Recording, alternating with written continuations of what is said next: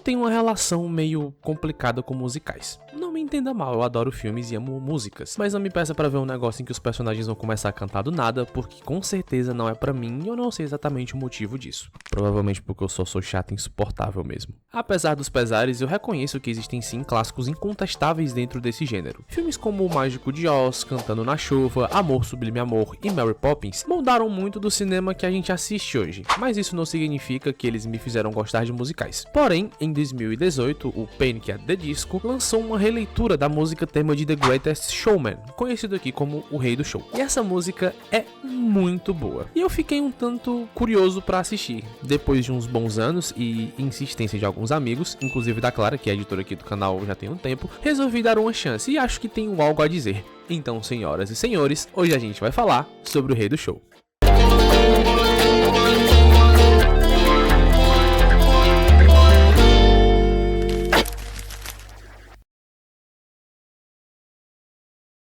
Calma lá, calma lá, calma lá. Você já deixou o like? Você já deixou um comentário? Você já me seguiu no Instagram? Você já seguiu a editora desse canal aqui no Instagram? Você já se inscreveu? Me ajude a chegar aí nos 10 mil inscritos até o final do ano. Tamo junto. Outra coisa é que eu realmente não sou o maior fã desse gênero, só que esse filme é bem legal. E como eu não quero ser o cara chato que reclama de músicas em um musical, pelo menos não de novo, porque isso não faz sentido nenhum, eu optei por uma análise um pouco mais profunda do personagem do Barnum e alguns outros que, assim, vão ter um mínimo de destaque durante o filme. Mas eu também não posso fazer uma análise falsa, eu preciso pontuar as coisas que eu achei ruim. Então vão ter sim algumas piadinhas com um clichê ou outro do gênero e uma leve implicância com determinadas músicas. Só que esse é o tipo de coisa que eu faria em um filme de terror, por exemplo.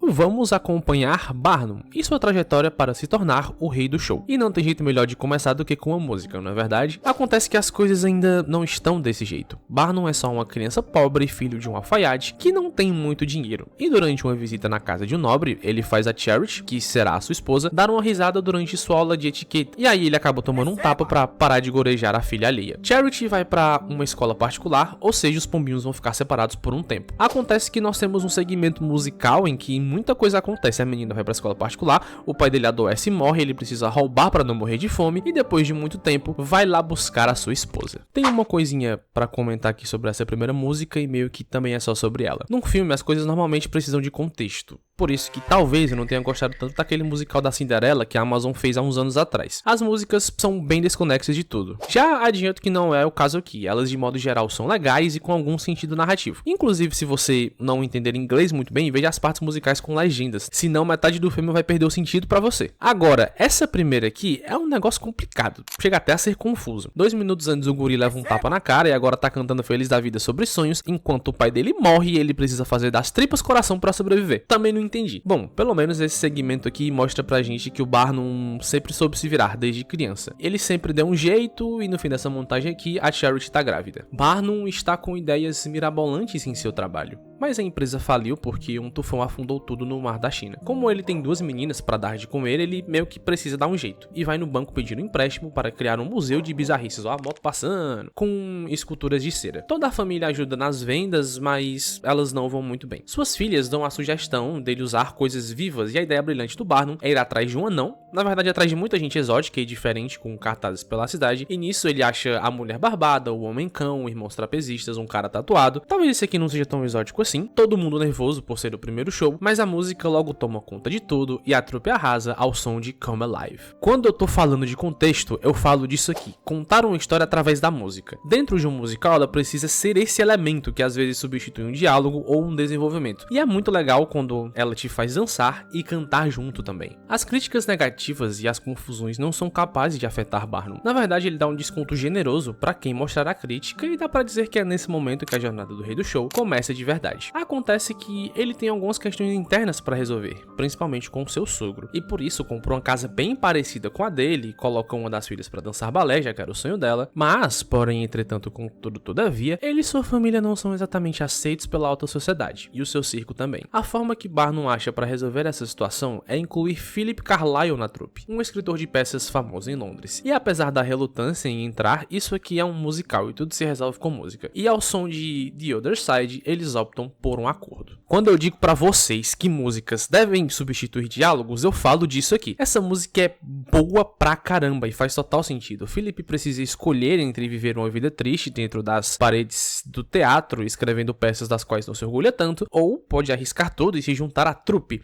e ser de fato alguém relevante. Esse segmento é muito bem feito, o frenesi, a interação com o ambiente, as bebidas é facilmente meu segmento favorito do filme. Eu já disse que essa música é boa, porque ela é realmente muito boa, a montagem dessa parte aqui é maravilhosa. O Philip tem um romance com a personagem da Zendaya, mas o filme não desenvolve isso direito, e se ele não liga, quem sou eu pra fazer diferente, né? Barnum continua na sua saga de ser aceito pela alta sociedade, e graças ao Philip ele consegue uma audiência com a rainha da Inglaterra. Se você quer ser aceito, comece do topo, não é verdade? É nesse ambiente que o Barnum conhece a Jane Lynch, uma cantora de ópera famosa na Europa, e decide que vai levá-la para uma turnê na América. Essa é a jogada perfeita para que o nosso rei do show consiga lugar entre os nobres que tanto deseja. Mas a que custo?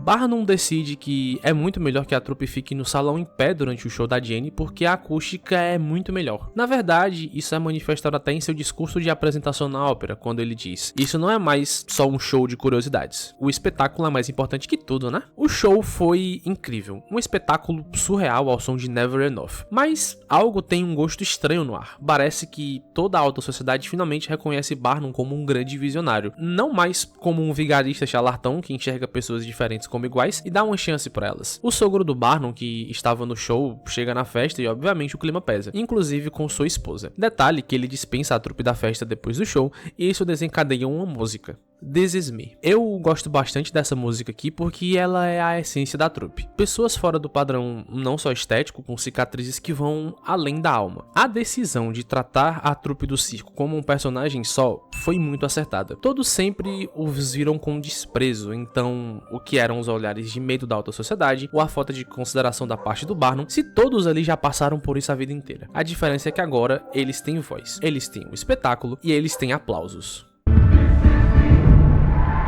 Tem um segmento musical da Annie e do Philip que fala sobre aceitação e tudo mais. Eba, nossa, que legal, uhul. Barnum vai sair em turnê com a Jane pelo país e precisa se ausentar do circo. Na verdade, ele já estava bem distante de tudo há um bom tempo. Da família, dos amigos, essa busca incansável por reconhecimento vai cobrar um preço gigantesco, no sentido literal também, porque ele penhorou a casa para pagar um empréstimo no banco. Se já deu certo uma vez, é meio óbvio que vai dar de novo, né? As coisas na turnê da Jane estão muito boas, mas com o circo e com a sua família, não tá tudo tão legal assim.